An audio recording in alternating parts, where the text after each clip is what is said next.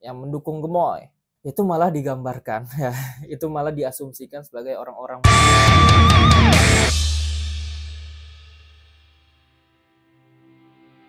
Halo, kembali lagi di channel Abai17. Di video kali ini gue akan ngomongin soal politik lagi. Apa itu? Yaitu soal anak abah. Anak abah, anak abah. Siapa di sini anak abah? Like dan komen dan share dan subscribe. Oke, mungkin ada yang belum tahu ya. Kalau gue di Pilpres tahun 2024 itu, gue memilih dan mendukung dan mengampanyekan Anies Baswedan dan Muhaimin Iskandar. Dan ketika kampanye Pilpres 2024 bahkan sampai sekarang gitu ya, udah akhir 2024, masih banyak tuh yang ngomongin soal anak abah, anak abah, anak abah.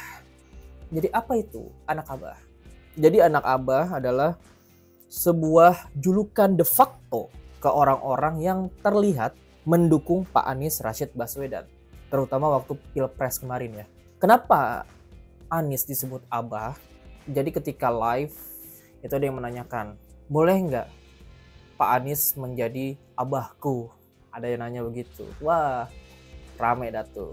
Banyak yang bilang abah, abah, abah, abah Anies. Akhirnya pendukungnya yang terlihat mendukung Pak Anies disebut anak abah.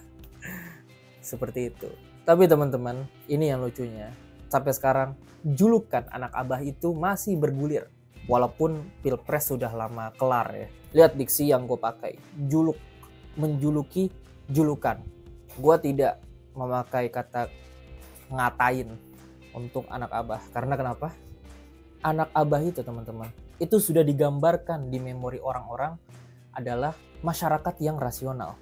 Masyarakat yang memilih pemimpin, yang memilih politisi itu dengan rasional, dengan otak, dengan akal.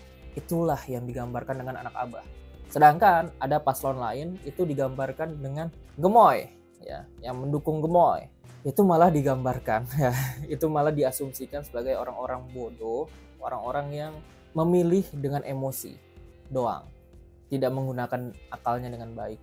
Yang ketika ada joget-joget, wah ini politisi jago joget, berarti dia jago memimpin negara nih. Nah itu, pendukung gemoy begitu biasanya. Tapi mungkin ini bias ya, mungkin ini bias. Kan gue bilang kalau gue pendukung Anies, mungkin ini bias. Nah ini PR dari gue untuk teman-teman yang nonton. Coba kalian survei sendiri, kalian lihat sendiri tuh. Di TikTok, di Twitter, di Facebook, di Instagram, lihat. Dua ini aja, dua pendukung abah dan pendukung gemoy. Lihat tuh orang-orangnya kayak gimana. Bener nggak sama yang gue bilang tadi? Perbedaannya sekontras itu. Makanya gue bilang bahwa orang yang dijuluki anak abah itu adalah biasanya orang-orang yang rasional. Orang-orang yang mampu menggunakan otaknya dengan baik. Ini gue kasih tahu ya. Di ilmu marketing itu biasanya kalau mengkampanyekan itu produknya sendiri. Ya dong. Misal, ini buku gue nih, ya. Silakan berani mencintai. Ini produk gue. Beli dong buku gue. Ini bukunya bagus tentang obrolan pemuda dan paman, tentang cinta segala macam. Karena gue yang nulis bukunya, gue mempromosikan ini. Tapi Pak Anies beda.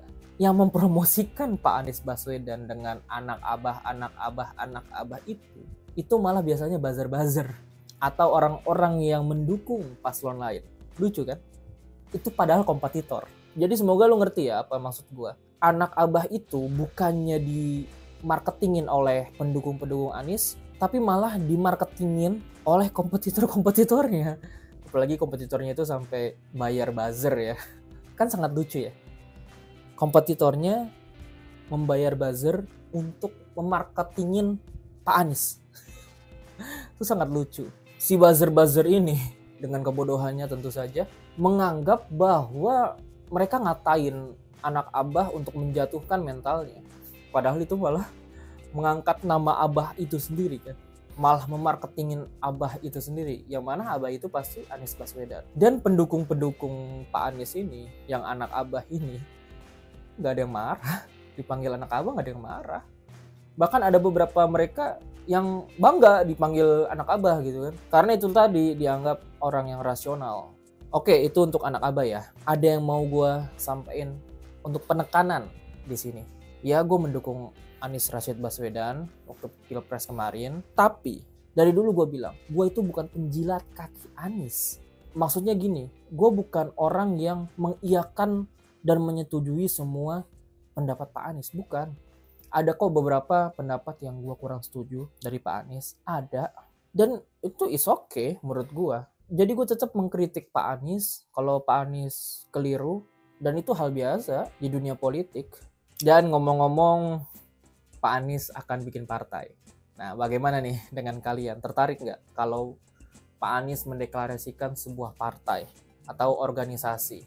Kalian tertarik nggak untuk masuk? Kalau gue sih wait and see dulu ya.